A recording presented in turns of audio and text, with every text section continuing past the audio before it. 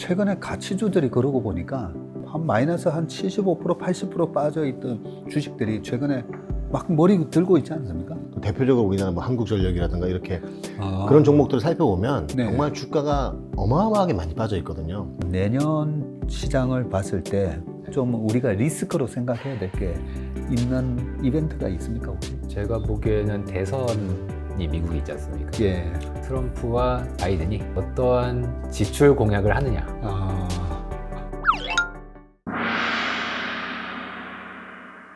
자, 우리 강영기 팀장님은 가치주 얘기하시고 저도 굉장히 많이 동감하거든요. ISM 제조 PMI 같은 거 그리고 중국의 PPI가 돌고 있기 때문에 그 실제로 지금 시세는 시장한테 물어보라고 최근에 가치주들이 그러고 보니까 벌써 많이 올랐어요. 건설주 올랐죠. 그 다음에 뭐 한 마이너스 한 75%, 80% 빠져있던 주식들이 최근에 막 머리 들고 있지 않습니까? 네. 이게 실제로 그게 어떻게 스마트머니가 좀 들어오는 것 같아요. 아니면 지점에도 보면 주식 잘 하시는 분들 있잖아요. 그런 분들이 지금 가치주에 어떻게 입지를 좀 하고 있습니까? 자산가분들이나 좀 얘기를 하다 보면은 지금 아까 우리 강영희 파트장님 말씀하셨던 뭐 순수화학이라든가 철강이라든가 또 대표적으로 우리나라 뭐 한국전력이라든가 이렇게 그런 종목들을 살펴보면 네. 정말 주가가 어마어마하게 많이 빠져 있거든요. 정말 많이 빠져 있고 몇몇 철강주들은 PBR 0.2배에 불과하고 그래서 가수 현철 노래처럼 손대면 톡하고 터질 것처럼 네. 뭔가 트리거가 있으면 삼성이 톡 나올 것 같은 네. 그런 상황인데 파트장님 말씀대로 이제 미국의 금리가 긴축이 완화가 되면 중국의 이제 완화 정책도 나올 수 있고 그런 네. 부분 이제 철강이나 화학이나 중국 관련주들 당연히 좋아질 수 있고 그리고 이제 원자재 가격이 유가부터 다 떨어지기 시작하니까 한전이 내년에 수익성 개선될 거다는 얘기도 나오고 그리고 또 이제 뭐 PF나 이런 것들에 대한 우려도 있지만 정부나 이런 데서 많이 또 지원도 하고 하기 때문에 정책적으로 그래서 안도감도 있으니 건설주도 올라오는 것 같고 네. 만약에 제가 볼 때 정말 PF 우려가 크다면 건설주가 저렇게 오를 리가 없다고 보기 때문에 그렇기 때문에 제가 볼 때는 내년도에는 이제 종목으로 접근했다가 이 종목이 오를 수 있는 트리거가 없을까 찾다 보니 이제 중국의 부양책도 걸리고 뭐 원자재 가격 하락도 걸리고 그런 식으로 저는 바텀업으로 올라가다 보니까 그런 게 보이더라고요. 근데 내년도에는 그래도 이제 가치주를 당연히 중요한 포트로 가져가고 또 제가 볼 때는 AI도 정말 무시할 수 없는 그 하나의 축이라고 생각하기 때문에 네. 뭐 2차 전지나 AI, 로봇 뭐 얘기들 많은데 개인적으로는 AI가 가장 파급력이 클 거라고 보고 왜냐하면 다 아시겠지만 얼마 전에 샘 알트먼이 이제 오픈 AI에서 이제 축출되는 일이 생겼다가 네. 5일 만에 다시 복귀했지 않습니까? 네. 그것만 보더라도 AI가 좀 더 공격적으로 확장해 나가는 거는 더 가속화될 거라고 봅니다. 그래서 AI 시장 관련된 종목들 눈여겨봐야 되는데 안타깝게도 우리나라는 직접적으로 AI 수혜를 받는 종목이 제가 볼 땐 대형 포털 사이트 이외에는 굳이 좀 찾기 힘들지 않나라는 생각이 좀 들어서 부수적으로 관련된 HBM 하는 반도체들이나 이런 것도 봐야 되고 그리고 최근에 뭐 LFP 배터리에 관련돼서 겨울이 되니까 뭐 충전 시간이 줄어든다 논란이 많지 않습니까? 단가를 낮춰야 되니까 LFP 배터리를 계속 해야 된다는 얘기도 있고 논란이 있고 또 전고체 배터리 얘기도 요즘 안 나오니까 한참 화두가 되던 얘기고 해서 2차 전지는 제가 볼 땐 풀어나가서 헤쳐나가야 될 문제가 굉장히 많다고 보기 때문에 요즘 2차 전지 로봇 AI 그 신성장 동력에 대한 얘기가 많은데 AI를 가장 탑픽에 봐야 된다고 보고 있고 그리고 오히려 로봇이나 2차 전지 쪽보다는 아까 우리 파트너님 말씀하셨던 그런 여러 가지 이론에서 가치주들을 포트폴리오를 구성해서 내년을 대비한다고 생각하는데 벌써 올해부터 좀 이미 오르고 있어서 네. 좀 그래도 좀 계속 거기에 포커스를 맞추고 좀 가야 되지 않나. 네. 고객님들도 거기에 동의해서 그런 포트를 많이 좀 구성하고 계신 분들 꽤 있는 편입니다. 김준우 지점장님이 왜 지점장이 되셨는지를 좀 알 것 같아요. 소해주 얘기하시면서 저는 한전 얘기를 하셔가지고 순간 그렇지 요즘 한전 작년 11월 달에 한전채 51조 이러면서 또 채권 쪽에 계시니까 네. 되게 무서웠던 기억이 나면서 지금도 한전 유가가 떨어지면 무조건 한전 사야 되는데도 무서워서 못 사겠거든요. 작년 말에 한전채 사신 분이 위너입니다. 네? 그래요? 네. 그때 한전채가 6% 넘게 금리가 나왔습니다. 그러면 떨어졌어요? 지금은 금리가? 이제 4%대, 3%대도 있고 아니 채권도 똑같네요. 무서울 때 사면 사야 됩니다. 버는 거네요. 네. 그리고 채권은 좀 부자들이 하시기 때문에 그때 한전채를 이제 뭉태기로 수십억씩, 수백억씩 사신 게 다 개인들이었어요. 그때 한전채가 발행이 되는 바람에 다른 채권들이 다 발행이 안 되고 그런 또 좀 아픔도 많이 있었습니다. 근데 다른 채권 시장에서. 저는 깜짝 놀랐어요. 그때 보면서 한전에 빨려 들어간 돈이 51조 또 뭐 좀 있으면 이제 70조 된다면서요. 그러면서 우리나라 시장에 블랙홀처럼 한전이 돈 다 빨아 들어간다라고 했는데 이 한전은 정부가 보증을 해주는 거죠. 명시적으로 법으로 돼 있지는 않은데 네. 이제 손실에 대해서 이제 암묵적으로 보증을 한다. 이렇게 이제 알고 있고 그리고 네. 국가 기관 산업이기 때문에 그건 어느 나라나 이제 국가가 전략적으로 가져갈 수밖에 없으므로 부채에 대해서는 이제 걱정을 좀 안 해도 네. 덜 해도 된다고 보고 있죠. 또 여차하면 땅 좀 팔아도 되잖아요. 땅도 많고요. 근데 이제 채권 시장도 보면은 작년 레고랜드 사태처럼 네. 분명히 얘가 망할 일은 아닌데 네. 이제 가격이 그래도 더 떨어질 것 같다. 즉 금리가 더 오를 것 같다. 안 사요. 그러다가 이제 금리가 떨어지고 가격이 오르잖아요. 네. 그때 막 미친 듯이 들어갑니다. 이게 주식이나 채권이나 비슷합니다. 비슷하군요. 네, 비슷합니다. 그래서 역발성 투자가 상당히 유효하죠. 아니 한전채는 그러면 6% 발행이 됐다가 지금 4%인데 네. 코로나 상황도 아니고 그냥 뭐 2017년, 18년 이런 상황에서는 보통 얼마에 거래됐어요? 국고채 대비해서 플러스 50bp가 안 나와요. 그래요? 네. 보통 한 20bp의 뭐 전후 요거밖에 안 돼요. 국고채보다. 야, 그러면 그 회사채 일반 우량한 회사채에 붙는 그 리스크 프리미엄도 안 붙는 그것보다 거네요. 작아요. 거의 공사에 준한다라고 생각들을 하시고 트리플 A 채권 정도 돼야 그렇다고 뭐 한전이 객관적으로 보면은 뭐 재무제표가 이쁘거나 그러지 않거든요. 네. 하지만 그럼에도 불구하고 거의 아주 뛰어난 기업과 유사한 스프레드와 이 가상금리로 금리로 거래가 됩니다. 이 말씀을 들으니까 한전 주식을 살 용기가 약간 나네요. 말씀하신 대로 재무제표 보면 무서워서 못 사죠. 작년인가 올해인가 거의 뭐 9조인가 10조 손실 나지 않았습니까? 이제 재무제표상으로는 거의 30조 이상의 손실이 쌓여 있는데 한 분기에 그래도군요. 이제 전기요금을 뭐 인상한다. 그리고 유가가 제일 중요해요. 네. 유가가 이제 많이 오르면 안 되고 네. 살짝 오르는 건 상관없는데 많이 오르면은 적자가 커질 수 있고 떨어진다. 대박입니다. 네, 대박이에요. 그리고 전기요금을 되게 정부에서 물가 때문에 잘 올리지는 않지만 올려놓고는 내리지는 않을 거 아니에요. 그래서 이게 후행해요. 이 전기요금은 늦게 올라가고 한번 올라가면 안 떨어지기 때문에 네. 유가는 근데 막 왔다 갔다 하지 않습니까? 네. 제일 좋은 건 그 전기요금 인상해놓고 유가가 떨어질 때. 네. 이때 그럼 요 전기요금 인하해라는 얘기는 잘 안 하거든요. 왜냐면 그동안 쌓인 적자가 많기 때문에. 네. 이럴 때는 갑자기 턴오버를 한다고 굉장히 큰 기업입니다. 근데 지금 말씀하시는 걸 들어보다 보니까 우리가 뭐 종목 얘기는 원래 잘 안 하는데 한전 같은 경우가 가격은 올려놨는데 원재료에 해당되는 이제 유가가 떨어지면 발전 단가가 이제 확 떨어지면서 수익이 왕창 나잖아요. 근데 일반 기업도 마찬가지잖아요. 뭐 그냥 라면으로 따져보면 요즘 라면 주가가 잘 나갔었는데 가격을 올려놨는데 인건비 오르고 유통비, 물류비 오르고 해서 어쩔 수 없습니다라고 가격 올려놨다가 나중에 원화가 강세로 가고 수입 물가가 낮아지고 실제로 그런 밀가루 가격이 떨어지면 거기서 이익이 또 많이 나게 되니까 근데 원자재 가격이 왜 떨어지느냐? 경기가 안 좋으니까 떨어지고 그랬을 때 오히려 왜 주식이 올라가지?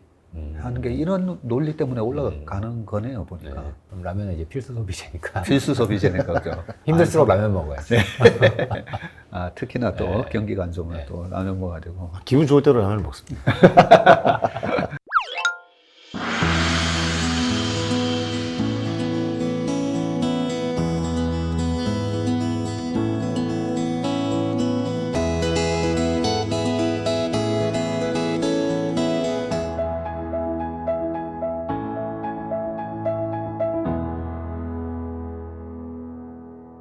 자, 11월 달인데, 이번에 보면 아직까지도 시장이 조금 떨어졌다가 올라갈 거다.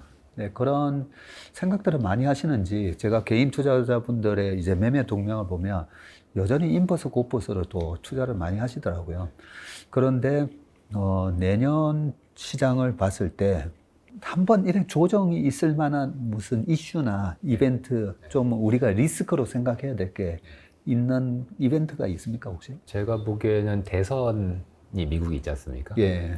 그리고 최근에 분명히 부채가 아, 금리에 좀 상승 쪽으로, 네. 그러니까 이제 주식은 좀 안 좋은 쪽이죠.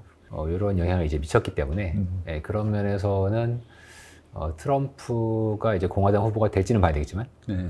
트럼프와 바이든이 이제 어떠한 지출 공약을 하느냐. 아, 지출 공약. 네. 네. 그럼 이제 한번 사람들이 겁을 먹을 수가 있죠. 와, 이거 부채 때문에 한번 고생을 했는데 또 내년도에 서로 돈 쓰겠다고 하면서 그러면 금리 또 올려야 되는 거 아니냐. 물론 물가와 성장은 가라앉겠지만 그 이상으로 부채에 대한 우려가 또 있을 수 있기 때문에 네. 그것이 빠르면 2분기 혹은 뭐 3분기 정도에라도 이런 공약과 지출에 대한 부채의 우려가 한번 나타날 가능성이 있어 보이고요. 야, 그러겠네요. 네, 양쪽이 다 지출 공약을 할 거네요. 그러니까요. 물론 돈을 바로 쓰는 건 아니지만 아이고야. 우려라는 게 이제 생길 수가 네. 있기 때문에 그 점에 대해서 내년도에 이제 부채에 대해서 조금 걱정을 하고 있습니다. 예. 그러면 선거하면 대만 총통 선거도 뭐 1월 달에 1월이죠. 있고 예. 우리나라 총선은 4월. 4월이고 네. 그런 부분은 혹시 영향을 줍니까? 한국도 물론 정치적인 부분이 경제에 영향을 주는데 최근에 대만 쪽 선거에서 예. 기존에 민진당 라이칭도 후보가 유력 후보였지만 예. 최근에 이제 이에 대항하는 나머지 후보들의 연합 가능성 이렇게 되면은 다시 또 국민당을 위시한 네. 이쪽에서 좀 더 이제 두각을 나타낼 수 있거든요. 이게 현재 비등비등해요. 여론조사를 그래요? 보면 근데 이게- 뭐 한 분은 친중이고 한 분은 맞습니다. 또 맞습니다. 반중이고 맞습니다. 그렇다면서요?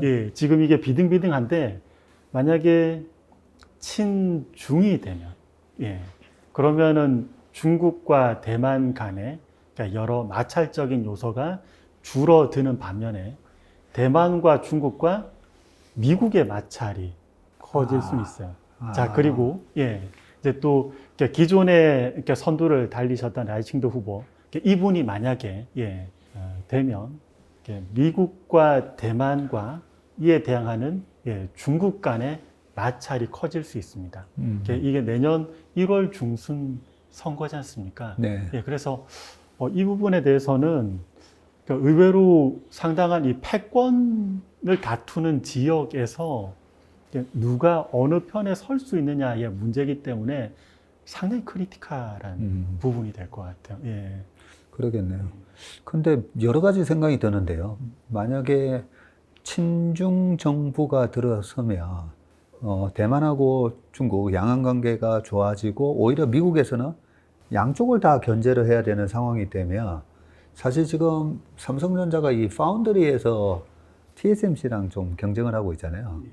저는 미국이 이번에 칩4 동맹하고 그 다음에 TSMC나 삼성전자 보고 파운드리 공장을 일본에다가 지으라고 하고 했던 게 그런 가능성도 다 감안을 한 게 아닌가 그런 생각이 좀 종합적으로 들더라고요. 아마 감안은 했을 것 같아요. 네. 맞습니다.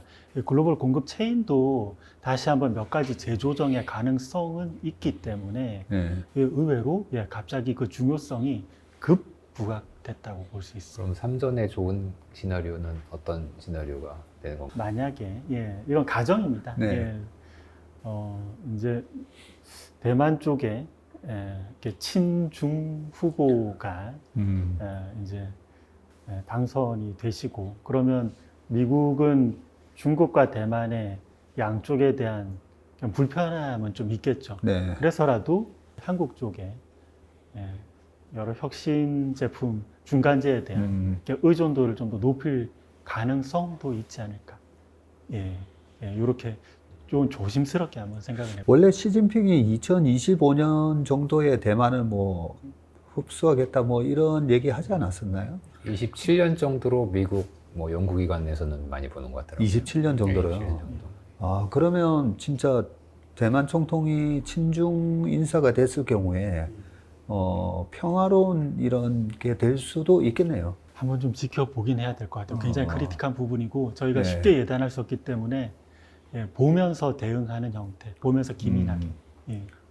사실 이제 삼성전자 얘기를 하셨는데 지금 삼성전자 같은 경우에 대만하고의 이 관계 왜 칩4 동맹을 하고 저런 식으로 할까? 삼성전자가 왜 일본에다가 파운드리 시장을 왜 일본에다가 지을까? 네. 그런 걸 보다 보니까 미국의 빅테크 기업들이 TSMC에 대한 의존도가 너무 높잖아요. 네. 그 중요한 칩들을 다 TSMC에서 만들어주잖아요. 네, 그런 측면에서 중국이 정말 발끈을 해서, 어이씨, 우리도 보복하겠다, 미국에. 사실 TSMC 공장이라든지 뭐 폭격될 수도 있죠. 그럴 가능성까지 미국은 다 염두를 하고 있는 게 아닌가 해서, 그 파운드리를 삼성이 이제 기술적으로만 어느 정도 수율만 올라오면 저는 60%나 되는 파운드리 시장의 의존도를 좀 많이 분산시킬 것 같거든요. 그런 측면에서 2등이 삼성전자고 3등이 이제 글로벌 파운드리 기술력이 아직 못 돌아오고 있더라고요. 그래서 지금은 삼성전자에 대한 파운드리 아무도 얘기 안 하는데 좀 그쪽이 내년에 부각될 수도 있지 않을까. 저는 그 시나리오를 갖고 있어요. 아까 저희가 이제 리스크 쪽 이제 얘기를 했으니까 제가 요즘에 좀 리스크로 받아들이고 있는 거, 잠재적인 리스크로 받아들이고 있는 게 두 가지 현상이 맞물리는 걸 좀 경계하는데 평소에 저는 화폐 유통 속도 계산을 거의 안 했어요. 네. 왜냐하면 화폐 유통 속도가 지난 20년간 떨어졌지 않습니까? 아, 그래요? IT 버블 붕괴 금융위기 거의 대부분의 과정에서 화폐 유통 속도는 떨어졌기 때문에 정책 담당자 분들도 의당 경제를 살리기 위해서 돈을 푸는 거에 그렇게 부담은 없었어요. 예. 그런데 공교롭게도 저는 올해 계산을 해봤습니다. 좀 부끄럽지만, 과연 이게 화폐 유통 속도는 어떻게 됐을까 봤는데 역사상 돈을 가장 많이 풀었다는 팬데믹 때부터 공교롭게도 2020년부터 화폐 유통 속도가 빠르게 반등했더라고요. 매년 한 7% 정도씩 이후에요? 맞습니다. 7% 정도씩 반등했습니다. 이 말인즉슨 약간의 물가에 대해서 자극하는 이슈가 있더라도 물가가 언제든지 톡톡 튈 수 있다는 말이에요. 자, 그리고 여기에 하나 더. 만약에 또 여러 패권 경쟁 과정에서 미국은 재정을 물론 줄이려고 하지만 군비 관련 재정을 확대했을 때 예전에 1970년대 보면 베트남 전쟁 때도 미국에서 군비 관련 재정 확대 이후에 일정한 시차를 두고 그때는 좀 시차가 길었어요. 그러니까 물가를 자극하긴 했었죠. 근데 화폐 유통 속도가 빨라지는 과정에서는 군비 관련 재정 확대 또는 다른 형태의 재정 확대가 물가에 대해서 자극하는 그 텀이 굉장히 짧아집니다. 그래서 저희는 기본 시나리오는 물가에 대해서 내년 상반기 일시 반등, 그리고 하반기에는 계속 이제 안정화되는 단계로 가지만 지금 높아진 화폐 유통 속도가 여전하고, 그리고 혹시라도 대선 과정에서 공략할지 모르는 그러한 재정 확대 또는 군비 관련 재정, 요것이 물가를 어떻게 또 자극할지는 잠재적인 변수기네요. 이거 물가 경로를 아예 바꿔버릴 수도 있거든요.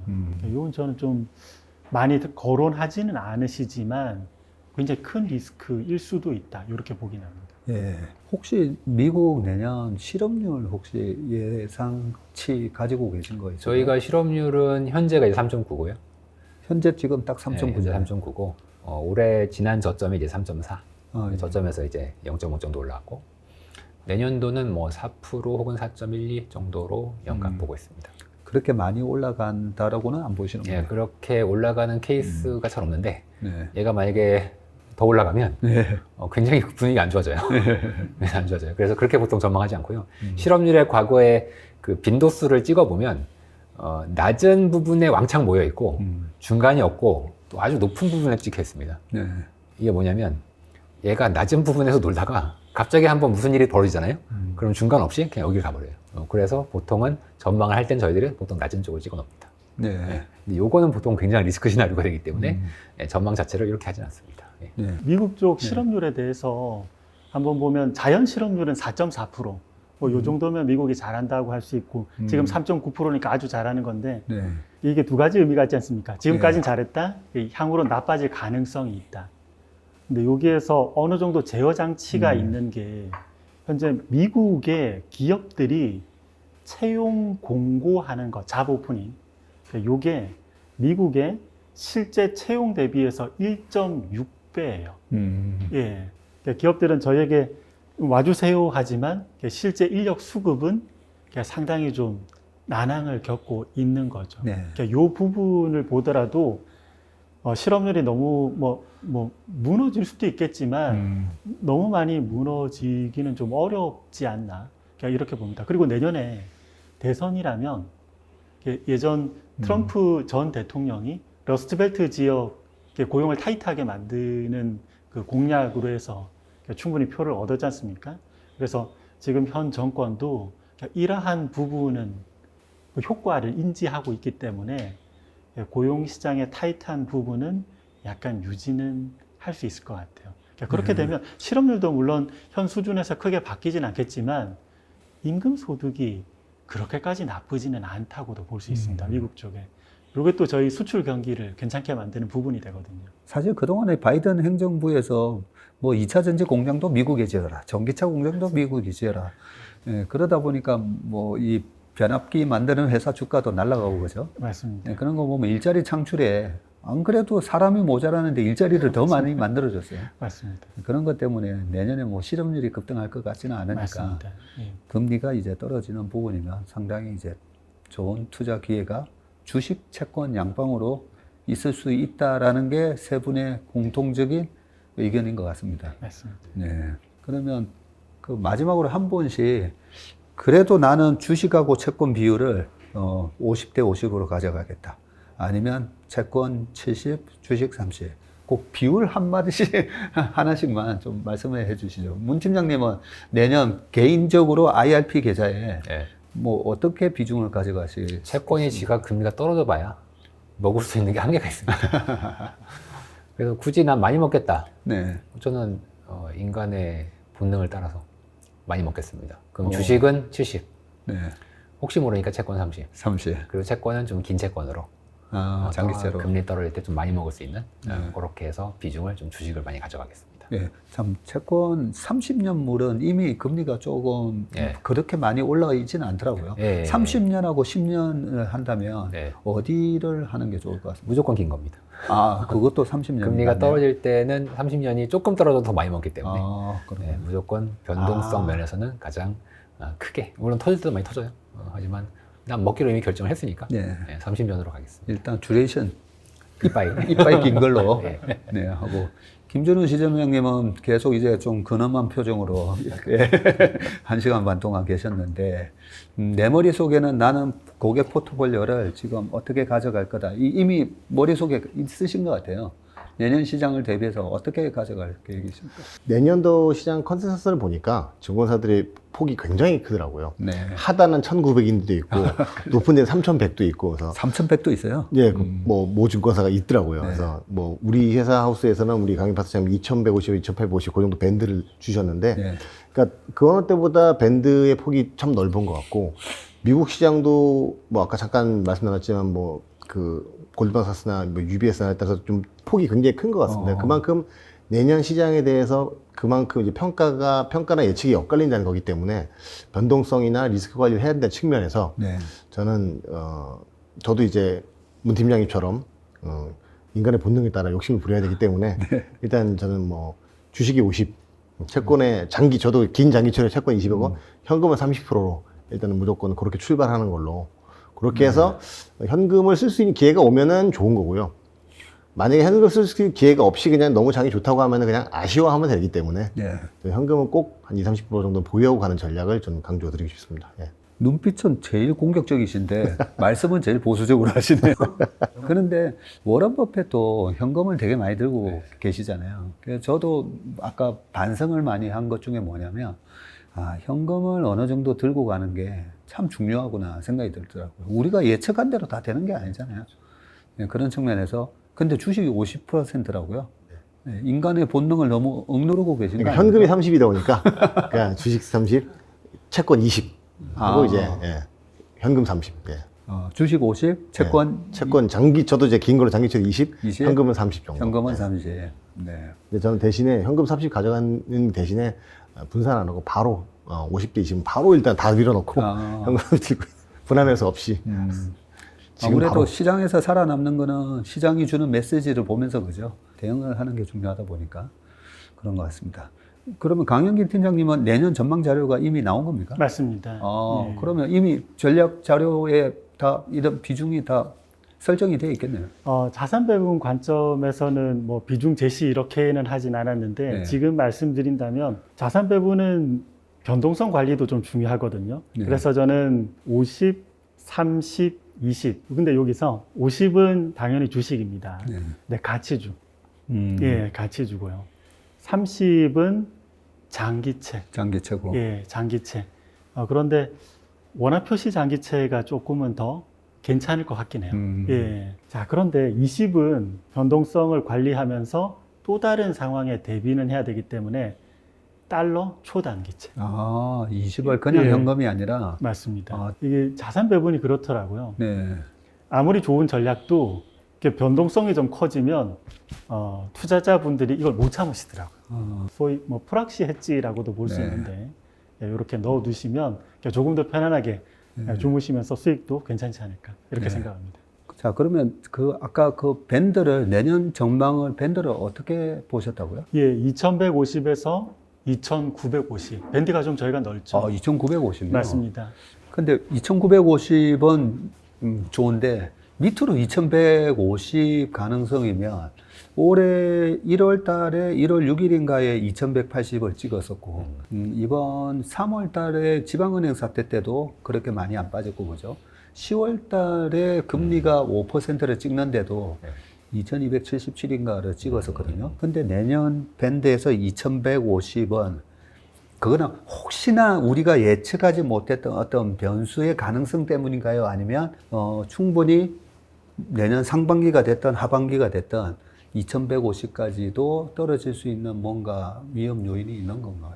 전자 쪽이 맞습니다. 예, 이제 혹시나 모르는 그 가능성은 염두에 둬야 되고 WTI 75불이 워낙 이제 크리티컬 포인트인데 이걸 이제 이렇게 많이 지켰던 경우가 많고 이렇게 되면 일시적으로나마 물가 상승률이 한 번 더 반등할 수는 있어서 저희가 인플레 우려가 나타났을 때는 저희 코스피가 PBR 0.75배까지 한번 가더라고요. 네, 그랬죠. 혹시나 모르니까 네. 이러한 발생 가능성도 있다는 그 메시지도 드리기 위해서 이렇게 제시하고 있습니다.